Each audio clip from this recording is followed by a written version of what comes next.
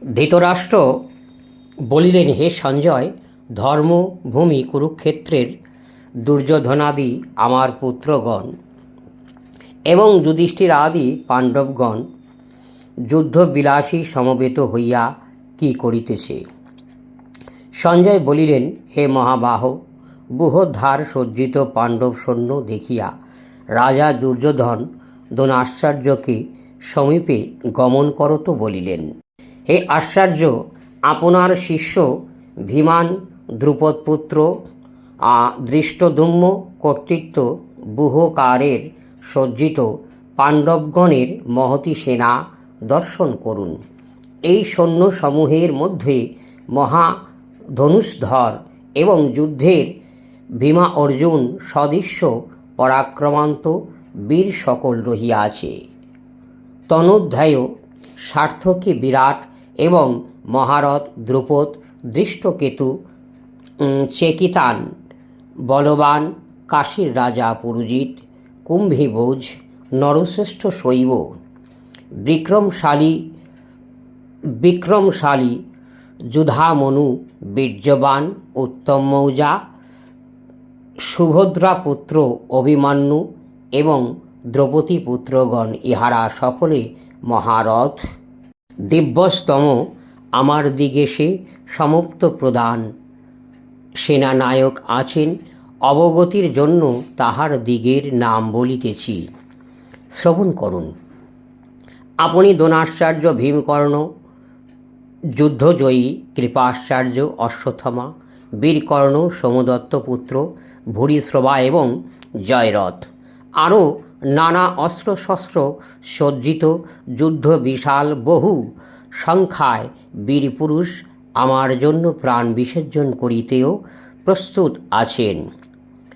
ভীম কর্তৃত্ব রক্ষিত আমার দিকের তাৎপর্য সৈন্য দলের অপর্যাপ্ত, অর্থাৎ পাণ্ডব সৈন্যর সহিত যুদ্ধের সমর্থন, আর ভীম কর্তৃত্ব রক্ষিত পাণ্ডব সৈন্য পর্যাপ্ত, অর্থাৎ যুদ্ধের সমর্থক।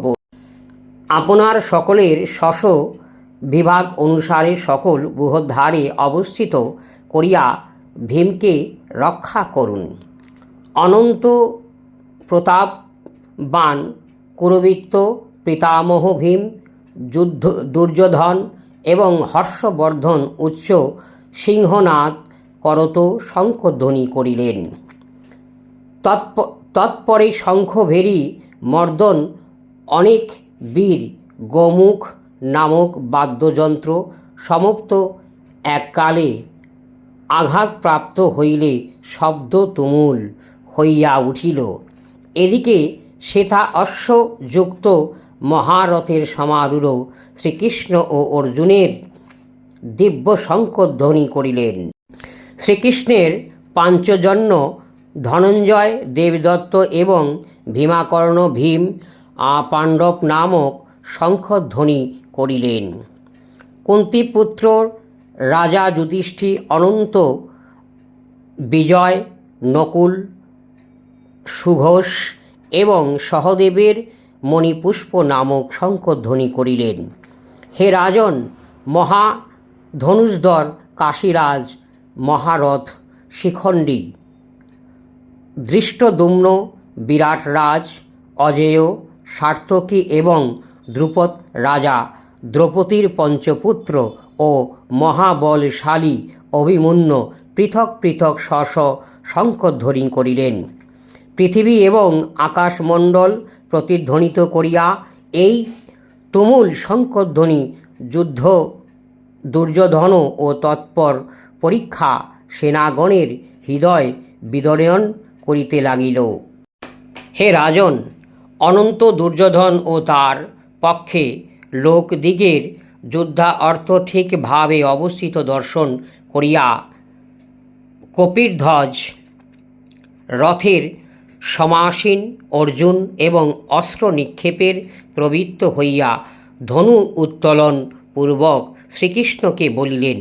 অর্জুন বলিলেন, হে অচ্যুত, যুদ্ধ কামনায় অবস্থিত বীরগণের মধ্যে কাহার সহিত আমি যুদ্ধ করিব, ইহা যে পর্যাপ্ত ঠিক করিতে সমর্থ না হই, ততক্ষণ পর্যন্ত তুমি উভয় পক্ষী ও সৈন্যগণের মধ্যস্থলের রথ রক্ষা করো। দুর্বুদ্ধির দুর্যোধনের হিত কামনায় যে সকল যোদ্ধাবর্গ সমাগত হইয়াছেন, তাহার দিকে আমি একবার ভালো করিয়া দেখিয়া লই। সঞ্জয় বলিলেন, হে ভারত, গুড়াকেশ ও অর্জুন এই রূপে বলিলেন। ভগবান হৃদয়কেশ উভয় সেনাদলের মধ্যস্থলে উত্তম রথ স্থাপন করিলেন। ভীম, দ্রোণ ও অন্য রাজবর্গগণের সম্মুখে রথ স্থাপন করিয়া বলিলেন, হে পার্থ, এই একাকৃত কুরু দিককে দর্শন করো।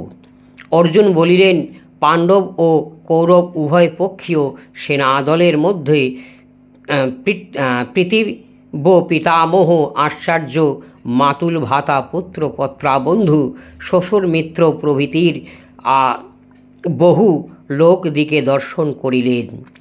অর্জুন সেনাদলের মধ্যে বন্ধু বান্ধব এবং বর্গীগণের দর্শন করিলেন।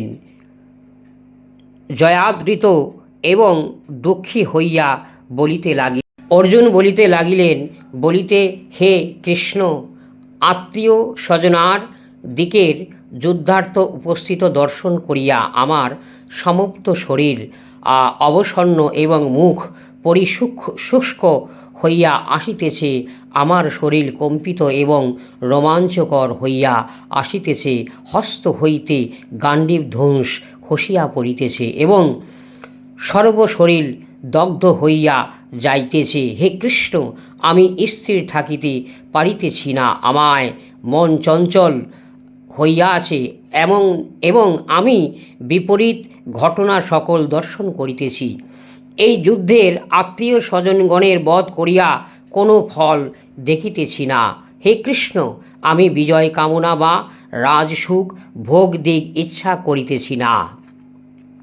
হে কৃষ্ণ, আমার দিকের রাজ্য প্রয়োজন নেই।